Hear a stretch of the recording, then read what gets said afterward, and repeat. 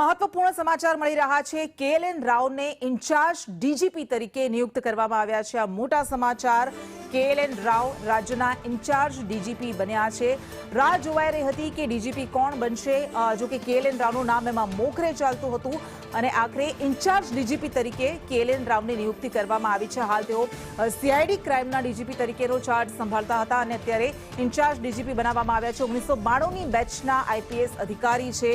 તેલંગાણાના મૂળ વતની એવા કેએલએન રાવ કે જેઓ અનેક મોટા હોદ્દા પર રહી ચૂક્યા છે અને સૌથી સિનિયર આઈપીએસ અધિકારીઓમાંના એક માનવામાં આવે છે, કારણ કે વિકાસ સહાય કે જેમનો કાર્યકાળ આજે પૂર્ણ થયો છે। વર્તમાન ડીજીપી વિકાસ સહાયનો કાર્યકાળ પૂર્ણ થતા હવે કોણ ડીજીપી બનશે તેના પર સૌ કોઈની નજર હતી અને બે નામ જે સૌથી રેસમાં મોખરે હતા એમાં એક હતા કેએલએન રાવ અને રાજ્યના ઇન્ચાર્જ ડીજીપી તરીકે તેમને નિયુક્ત કરવામાં આવ્યા છે। આ મોટા સમાચાર મળ્યા છે। આ ઉપરાંત તેઓ જ્યારે ગુજરાતમાં તેમણે સેવાઓ આપી એમાં એક ખેડા, આ ઉપરાંત હિંમતનગર જેવા અનેક જિલ્લાના એસપી તરીકેનો ચાર્જ પણ તેઓ સંભાળી ચૂક્યા છે।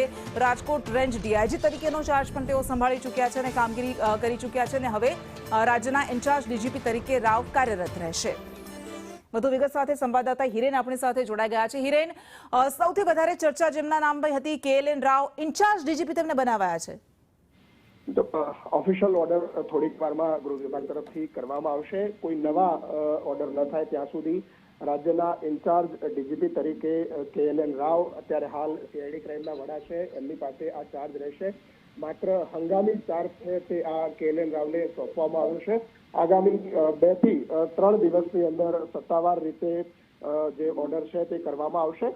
થોડાક જ સમયમાં ડીજીપી તરીકેનો ચાર્જ છે કેએલએન રાવ એ લેશે અને ત્યાર પછી જે બેટન સેરેમની છે એ પૂરી કરવામાં આવશે। જો કે કમનસીબે વર્તમાન ડીજીપી વિકાસ સહાય છેલ્લા દિવસે પણ જે સન્માન ગાર્ડ છે એ નહીં લઈ શકે, કારણ કે સૂર્યાસ્ત થયો હોવાના કારણે સન્માન ગાર્ડ સિવાય જ એમની વિદાય થશે। કેએલએન રાવ ઇન્ચાર્જ ડીજીપી તરીકે ચાર્જ લેશે। થોડાક જ સમયમાં બેટન સેરેમની શરૂ કરાશે। જી બિલકુલ, જોડાયેલા રહેશો। તો કેએલએન રાવ કે જેઓ સીઆઈડી ક્રાઇમના વડા તરીકે કાર્યરત છે, સીઆઈડી ક્રાઇમ અને રેલવેના ડીજીપી તરીકે કાર્યરત છે, તેમને ઇન્ચાર્જ ડીજીપી બનાવવામાં આવ્યા છે। 1992ની બેચના આઈપીએસ અધિકારી છે અને સૌથી વધારે જ્યારે ચર્ચા થઈ રહી હતી કે કોનું નામ આવશે રાજ્યના આગામી પોલીસ વડા તરીકે, ત્યારે કેએલએન રાવનું નામ આગળ ચાલી રહ્યું હતું। તેલંગાણાના ટીનીના વતની છે અને 1992ની બેચના આઈપીએસ અધિકારી છે, સીઆઈડી ક્રાઇમના વડા છે। જો કે 22 મહિનાનો સમય એમને મળવાનો છે। ઓક્ટોબર 2027માં તેઓ નિવૃત્ત થવાના છે, એટલે સારો એવો સમયગાળો તેમની પાસે રહેશે રાજ્યના પોલીસ વડા તરીકેની કામગીરી નિભાવવા માટે। આ રેસમાં તેઓ સૌથી આગળ ચાલી રહ્યા હતા।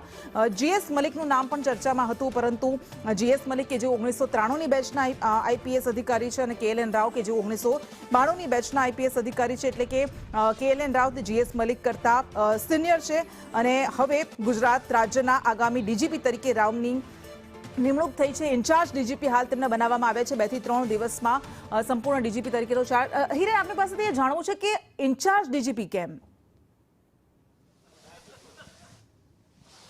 જો રાજ્ય સરકારે કાયમી ડીજીપી માટે પેનલ મોકલવાની હોય છે યુપીએસસીમાં, આ યુપીએસસીમાં કોઈ પણ પ્રકારની પેનલ મોકલવામાં નહોતી આવી, એટલા માટે આ કાયમી જે ડીજી છે એ નિયુક્તિ કરવામાં નથી આવી અને જો આ કાયમી નિયુક્તિ માટેની પ્રક્રિયા નથી થતી તો કોઈને આ ચાર્જ આપવો જરૂરી છે। જે વિકાસ સહાયનો જે ઓર્ડર થયો હતો એ ઓર્ડર અંતર્ગત આજે એમનો કાર્યકાળ પૂર્ણ થયો છે। એ પૂર્ણ થાય ત્યારે કોઈને પણ ચાર્જ આપવો પડતો હોય છે, તો એ ચાર્જ કોને આપવો? કારણ કે જો વિકાસ સહાય નિવૃત્તિ થાય છે તો રાજ્યના ડીજીપી તરીકે કોઈની પાસે એ ચાર્જ નથી રહેતો, એ માત્ર જગ્યા પૂરવા માટે એટલે કે ચાર્જ છે એ અત્યારે આપવામાં આવ્યો છે। આગામી દિવસોમાં આ પ્રક્રિયા જે છે કાયમી ડીજીપી માટેની એ પૂરી કરવામાં આવશે। કે લક્ષ્મીનારાયણ રાવ કે જેઓ સીઆઈડી ક્રાઇમના વડા છે અત્યારે અને એમને સિનિયોરિટીમાં પણ સૌથી મોસ્ટ સિનિયર છે, એમનું નામ અગાઉથી ચર્ચામાં હતું, પરંતુ લાંબા સમય સુધી સાઇડ પોસ્ટિંગ રહ્યા હોવાના કારણે ક્યાંક શંકા કુશંકા હતી કે સરકારની ગુડ બુકમાં ન હોવાના કારણે એમને પોસ્ટિંગ કદાચ ન પણ મળે, પરંતુ આ ઇન્ચાર્જ ડીજીપીનો તેમને કાર્યકાળ છે આ સોંપવામાં આવ્યો છે। આગામી દિવસોમાં જે પ્રક્રિયા યુપીએસસીમાં એટલે કે ભારત સરકારને મોકલવાની છે એ કરવામાં આવશે। પેનલના નામ મોકલવામાં આવશે। એ કેબિનેટ એપોઇન્ટમેન્ટ કમિટી જે છે એ આ પેનલના આધારે નામ નક્કી કરી અને એનો ઓર્ડર છે તે અધિકારિક રીતે કરવામાં આવશે। કેએલએન રાવ પાસે લગભગ 2027 સુધીનો સમયગાળો છે એ રહેશે. જો એમને ઇન્ચાર્જ ડીજીપીથી હટાવી અને કાયમી ડીજીપી બનાવવામાં આવે છે તો 2027 એટલે કે 26ના એન્ડિંગ અને 27ની શરૂઆત સુધીમાં એમની પાસે ડીજીપીનો ચાર્જ રહેશે. સિવાય કે રાજ્ય સરકાર વચ્ચે જ એટલે એક વાત આપની પાસેથી જાણવી છે. આપે કહ્યું કે યુપીએસસીમાં જે પેનલ મોકલાતી હોય છે એ હજુ નથી મોકલાઈ અને હવે ઇન્ચાર્જ ડીજીપી તરીકેની નિયુક્તિ થયા બાદ પેનલ આગળ મોકલવામાં આવશે. તો શું એ માત્ર ઔપચારિકતા રહેશે કે પછી જેવી રીતે શક્યતા હતી કે આ નામમાં એ હાલ જે કેએલએન રાવ જેમને ઇન્ચાર્જ ડીજીપી બનાવ્યા છે એ હોઈ શકે છે, વિકાસ સહાય જ્યારે નિવૃત્ત થયા છે ત્યારે જીએસ મલિક હોઈ શકે છે, નિર્જા ગોટરુ હોઈ શકે છે. શું એવી કોઈ શક્યતા છે કે પછી માત્ર એ ઔપચારિક જ રહેશે? આમાં કોઈ મોટા ફેરફારની શક્યતા રહેશે ખરી? નહીં, સ્વાભાવિક રીતે આ ફેરફાર એની અંદર આવી શકે છે કારણ કે એ આ ઇન્ચાર્જ ડીજીપી છે, કાયમી ડીજીપી એમને નથી બનાવવા. માત્ર વિકાસ સહાય નિવૃત્ત થાય છે તો ડીજીપી તરીકેની જવાબદારી કોની પાસે, જવાબદેહી નક્કી કોની કરવી, અને એટલા જ માટે આ ઇન્ચાર્જ ડીજીપી તરીકે એમનો ઓર્ડર છે તે ગૃહ વિભાગ તરફથી થોડાક સમયમાં કરવામાં આવશે. પેનલ જે છે એ પેનલમાં સિનિયર મોસ્ટ જે હોય છે એના 3 થી 4 અધિકારીઓના નામ મોકલવામાં આવતા હોય છે અને એના આધારે યુપીએસસી ફાઇનલ જે નામ છે એ કેન્દ્ર સરકાર સાથે અને જે કેન્દ્રની જે કમિટી છે cabinet committee of appointment, A committee નામ ઉપર આખરી મહોર લગાવતી હોય છે ભારત સરકાર અને ગુજરાત સરકારના પરામર્શના આધારે.